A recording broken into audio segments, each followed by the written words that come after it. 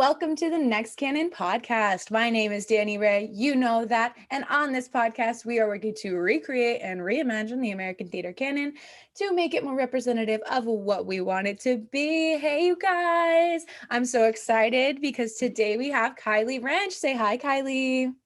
Hey. So Kylie uses they, them pronouns. Kylie and I went to school together at Cornish and saw each other in the halls, but Kylie had a design major and I was a theater major. Is that right? Design, right? Yeah. Excellent. And so we passed in the halls and saw each other, knew of each other, all that good stuff. Kylie has been doing a lot of consuming of the theater and doing some fun burlesque, which we love burlesque performers on this podcast. We actually learned from the same teacher in college, different class though. It's awesome. So tell the people a little bit about yourself, Kylie. Yeah. So theater, obviously wonderful. I used to work at the Paramount and More theaters a lot. So I saw many Broadways and musicals coming through of varying qualities, in my opinion. I've also been doing a lot of visual art lately. Have a watercolor class in progress. Ooh. So that's pretty exciting. Yeah, and other than that, I've just been doing environmental conservation work for my work. That's amazing. So what was the beginning of the pandemic like for you? As a little segue in, what happened? So it was rough, of course. I was living in Seattle out of a converted school bus, actually. So cool. Made that myself, was pretty proud of that. Fun to live in for a while. So I was doing that and I was teaching after school classes, everything from outdoor exploration to art classes, writing classes, you name it. And also working in a plant nursery. Super fun, really enjoyed that. And then COVID happened and I got put on standby pay for a little while, and then my teaching job was we can't afford all these standby people, so we got to lay you off. Got laid off, and then simultaneously, someone on the street that I was living on and renting a space in decided they didn't really like the bus there, so complained to the city and ended up having to move because of that and COVID. Moved back in with family for a little bit. Kind of a rough summer in the sense that I wasn't working, but also that couldn't really go anywhere because I wasn't driving and everything was closed. So It was definitely tough, but thankfully I had a savings, an emergency fund, which wow, did that help? Yeah, definitely. Yeah, but then I found my current job, and we travel around the state a lot, and we're a really small crew. So we were able to continue working with, COVID precautions, health surveys, masks and proximity, all those things. Mm-hmm. But yeah, it really helped me kind of get back on my feet. I found a place with my partner, sold the bus, and now I'm just kind of looking for the next thing. Yeah, definitely. So tell the people a little bit about your theater experience. What's your relationship to theater? So I've done a variety of theater things. I have helped out doing stage makeup. I've done some, fake blood, some gore, some fake prosthetic limbs. There was one show I helped out with quite a while ago now, but it was 2222, the zombie apocalypse. And it was really fun because it was a play about a movie being made about the zombie apocalypse, but then the zombie apocalypse happening while they were filming. God. Meta. Yeah, very, very meta. It was very funny. Lots of double takes of oh, that's not my stage prop. That's a real thing. Oh my gosh. Oh my God. Ew, it's a real hand. Yeah. So that was super fun. And more recently, I've been exploring theater through Neo-burlesque. Nice. I went through Cherry Manhattan's School of Burlesque. which was super fun. And I just feel so lucky that that was a class that was just available in college. A lot of times with burlesque things, the classes can be kind of pricey.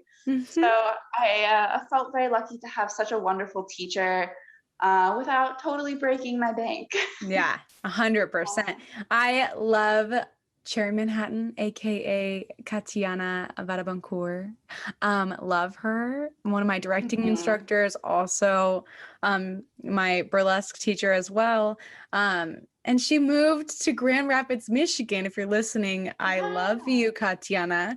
And so I'm sad for the people who won't get to take her class in Seattle anymore, but she'll probably do it in Michigan when things open back up, or wherever she's working next. Like, you can't stop her. You can't stop her.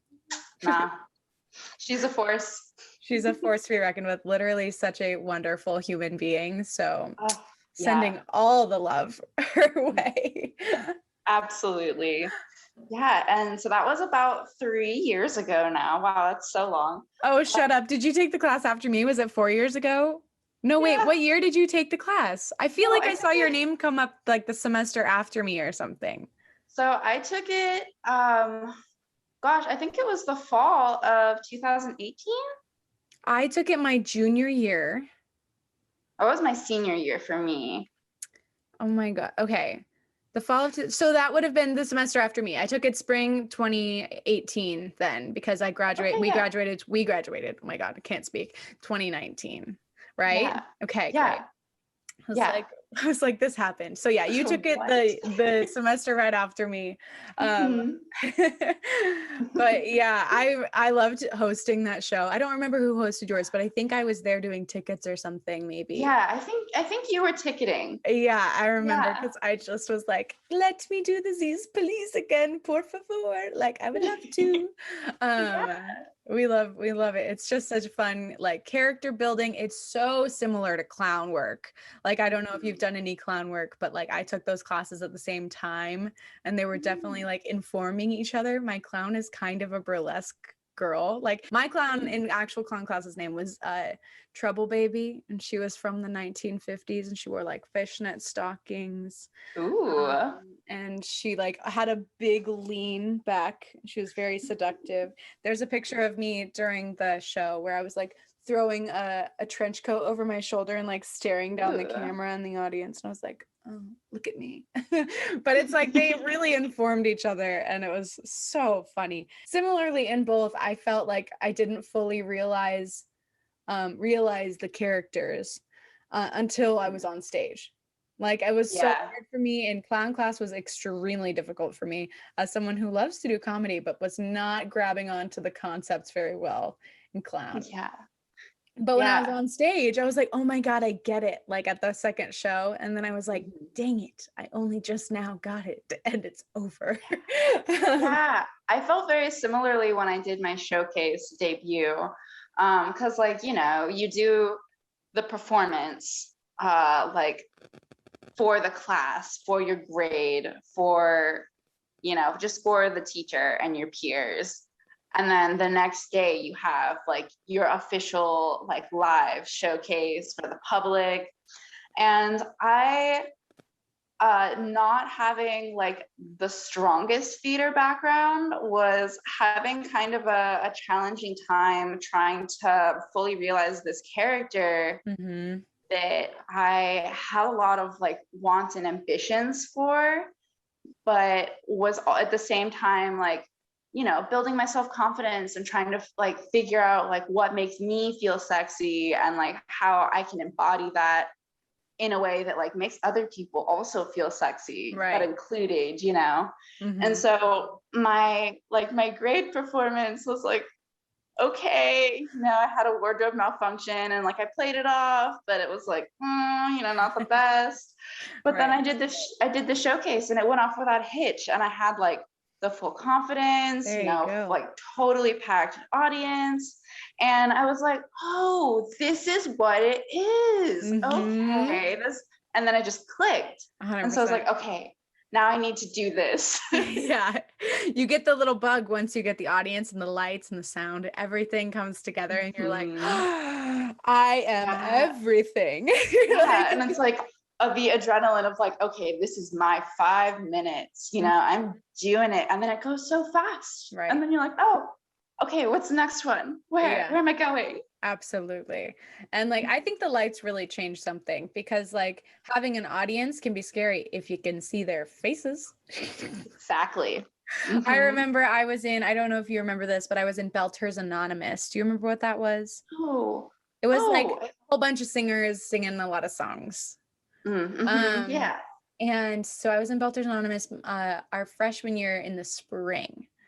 And I don't usually sing in front of people. I had recently stopped doing vocal lessons because I did them in Spokane and I was in Seattle. And I wasn't about to pay for the school's vocal lessons because those were expensive to me. Right. But I was like so nervous. I was so nervous to do it. And then the lights came on and I was again fully realizing this character, because the song I sang was about this little girl who had like had a crush on this boy. And she was like, I'm sorry that I chased you around. I'm sorry that I pushed you over. I really had a crush on you. And it was like super cute. And she really didn't push him over. It wasn't like a bullying situation. It was just like, I don't actually know if that's a lyric, but it was that vibe where she was just like, sorry about it. So I was like opening the second act. And so I was dropping into character as people were sitting down. And then the music started and the lights came up and I couldn't see anyone's faces, but just like sexy shadows. You know what I mean? Like that's always like a fun vibe.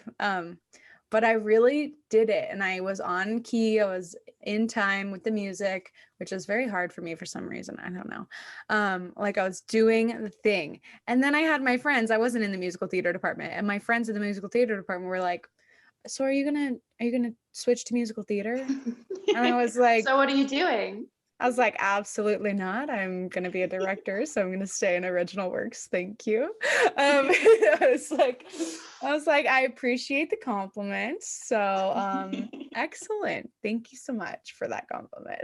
Yeah. But yeah, the lights, the sound, everything changes everything in theater so much. Oh, yeah. So with your experiences in and around theater, what does the word canon mean to you? When I think of canon, I think of like, whether it be like society as a general or like a specific group, I think of something that's considered like the standard of like, this is what we think is good or acceptable, or like, this is something that we can rely on to be good. Yeah. You know? I also listen to a lot of like podcasts and like D&D things. And so, you know, of course, I always think of that joke that turns into canon, you know? And it's like, okay, like this is true now. You know, this isn't the actual thing that happened. So just kind of like, this is what we strive for. And like, this is the goal of like what you want it to look like.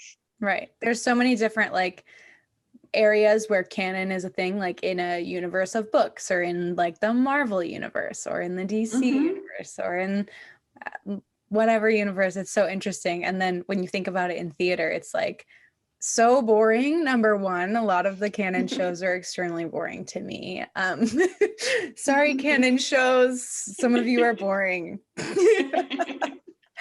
But so that's definitely the concept, you know. What brings in money in the capitalistic world. Like, it's like, what are people actually gonna go watch?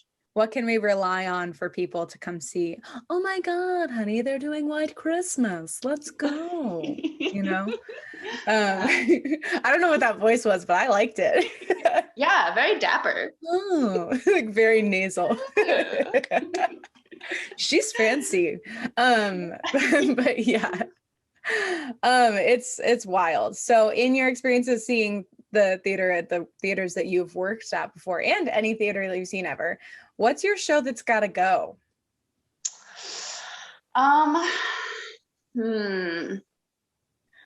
So I don't know. I think in general, my shows that gotta go, maybe you know, as much as I love it, I would kind of like to see less Shakespeare. You Yeah. know, Mm-hmm.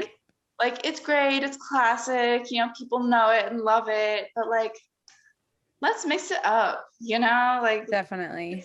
get some new renditions, you know, like change the plot a little bit, give us a twist. Like, you know, I don't know. I learned about Romeo and Juliet in like 8th grade, Right. 7th grade, and relearned about it like 4 times through high school, you Mhm. know, and it's like I don't need to be saturated that much with Shakespeare. Yeah, why are we doing the same thing over and over and over again? Yeah. Yeah, it's like we've heard that message. We get it. We can move on. Like people are making stuff now that is much more relevant, that's much more like up to date, you know, and that can have a lot more social context and commentary, Mm-hmm. Definitely. you know. And then like, you know, there are those other classically overdone ones like, oh gosh, I don't know, Phantom of the Opera. We've Yeah. all seen that. We know the Mhm. deal. You know, let's at least say something new. Mm-hmm. And if you Yeah. listened to season 2, episode 2, Wiley Gorn, that if you're Oh interested in yeah, those why creepy phantom hands. yeah, if you're interested in why Phantom might need to take a break, go listen to that episode as well. He explains it so well as someone who loved Phantom as a child into adulthood and then recently was like, oh no, let's not do that again. Actually, that's kind of problematic. Yeah, definitely. Yeah. So we dive really deep into that on that episode. So go listen to that once you're done with this one. But yeah, any specific Shakespeare's aside from Romeo and Juliet that you're like, let's not? Um, I feel like Macbeth is also a little bit one of those. We don't say Mackers on this podcast. Oh, No, my you're bad. the M word in the second episode. You're calling back to so many episodes right now. My bad. No, you're fine. It's like a theater myth. So if you're not a theater person listening to this podcast, theater myths is the theater myth of McMackers is that if you're in a theater space not doing the show, you should not say the name of Oh. Mackers. The character name, not the show name. It's such a weird thing because like in Hamilton, there's a song where he goes, they think me Macbeth, ambition is my folly, I'm a polyat, blah, blah, blah, you know?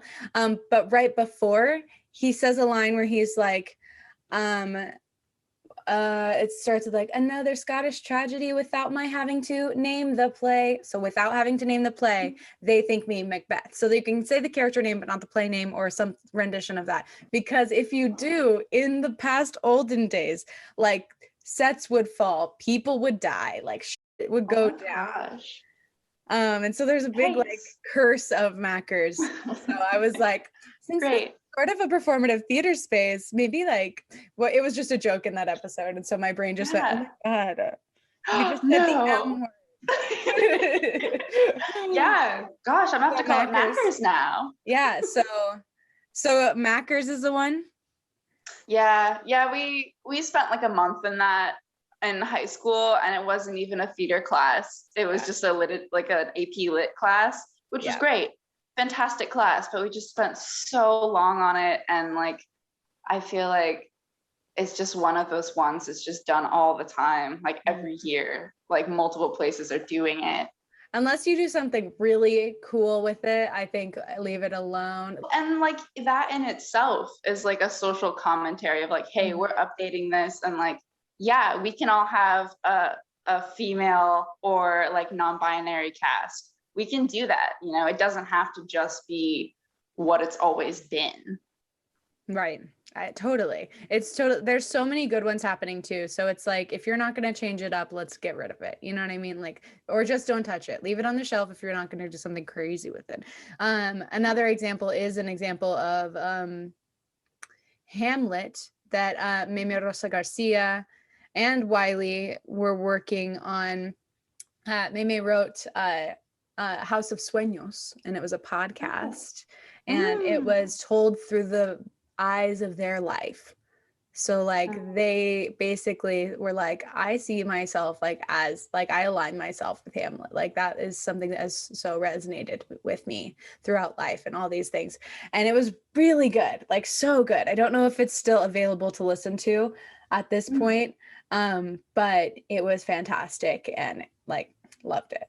And another one was like Romeo y Julieta, which was a Spanish version of Romeo and Juliet. Like there's so many good ones that you can do. Like why do normal? You know what I mean? Yeah. Why do it? Good point. So in spirits of like changing up the theater and making the canon new, do you have a show that everyone should know? Ooh, so I don't know how old the show is, and I don't necessarily know how well known it is, but reflecting on just like some shows that I've seen and really liked, there's one that's coming back to the Paramount that went through a few years ago, and it's called Beautiful, the Carole King musical. And I thought that that was really good because I didn't really know a lot about Carole King before I saw it.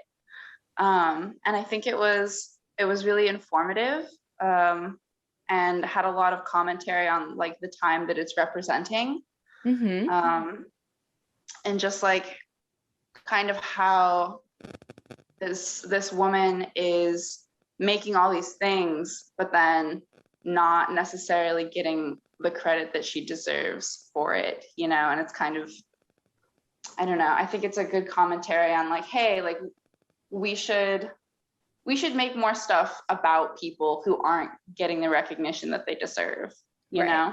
Definitely. So I thought that one was really good. Gosh, let's see what else. You know, I don't know. I would love to just see more current stuff. Yeah, like new works and all that. Yeah, new works, more stuff by people of minorities, you know, like I want to see more diversity. I don't want to see another play that's just written by some older white guy. Right. That's like we talking need the about queer voices, capitalism. we need the POC, we need everyone, we need the artists with disabilities, the women's everyone needs to come and to the table. And they're there. We just need to produce them. Yeah, absolutely. Like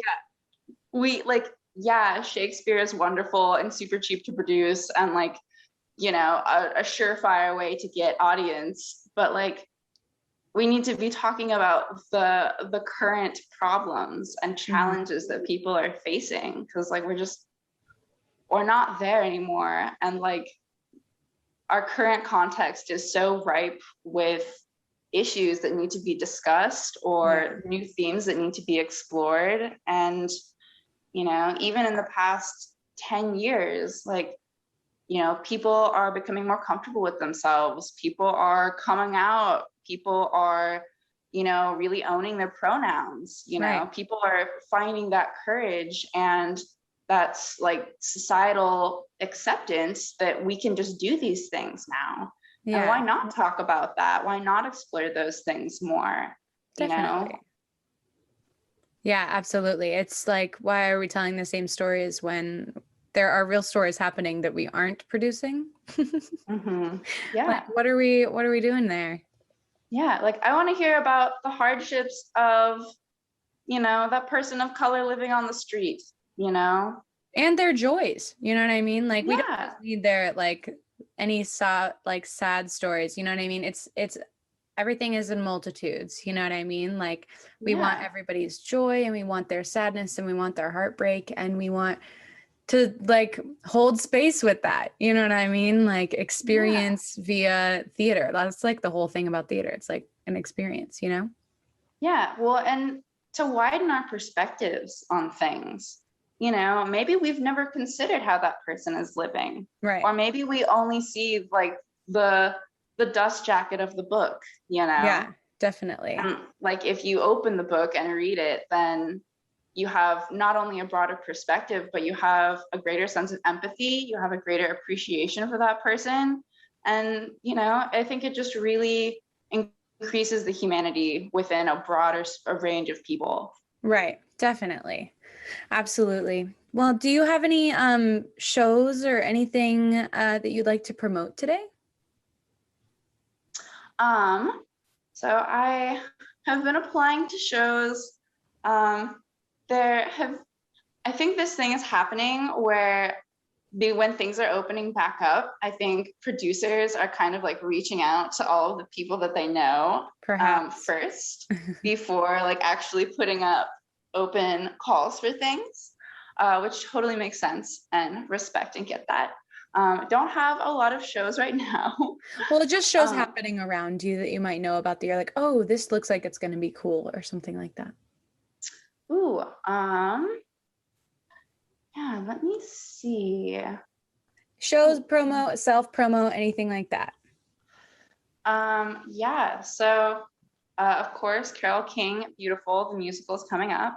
I love promoting the Seattle Erotic Arts Festival, trying to be in that. It's not for a little while, usually comes around October, like the end of October. I don't know a ton of theater plays coming up. You're fine. Yeah, Lindsay Sterling is coming to town. Amazing. In September. It was wonderful. Super inspiring artist. Actually inspired me to start learning violin. Ooh. Not super far on that, but I can play awesome. A few songs. We love it. Pretty exciting. Kind of expanding my musical skills there. That's so fun. Yeah. Well, great. Do you want to promote your social medias or anything today? Sure. Yeah, you can find me under Kylie and I Rench 14. If you want to look at my burlesque things, I'm Moonlit Marie 14. Kylie Rench on Facebook, Moonlit Marie on Facebook. Yeah, Instagram, Facebook are the best places to find me. Awesome. Well, I'll put all those links in the description for everybody. And my very last sneaky question is, who would you like to see on this podcast? Ooh. Who should I reach out to and interview next? I'm mostly thinking of burlesque people. Yeah, I love burlesque. Burlesque is fun. Yeah. Andrea Castro is a cool person. They do burlesque. They also do clowning and clown burlesque. And they've been dipping their feet into producing. So I'm really excited to see what they come up with. Yeah, that should be super fun. Well, thank you so much. Did you have any last things you wanted to say to the people? I mean, go see those shows, support your local artists, look for locally produced things. Yeah, let's get that diversity up. Yeah, baby. And let's go get vaccinated and continue to wear your mask because of the Delta variant. Because ookie spooky, we don't need that. Get out of here, Delta variant, COVID nonsense. Yeah, be considerate. Be considerate. Be considerate of those around you. Smile at your neighbors, maybe. Mm-hmm. Thank you guys so much for listening. Do the likes and the follows wherever you are on your Facebook, social media, anything. I don't know where you are. Do whatever you're supposed to do on the platform that you're on. Thank you so much, and we'll see you next time. Goodbye. Bye.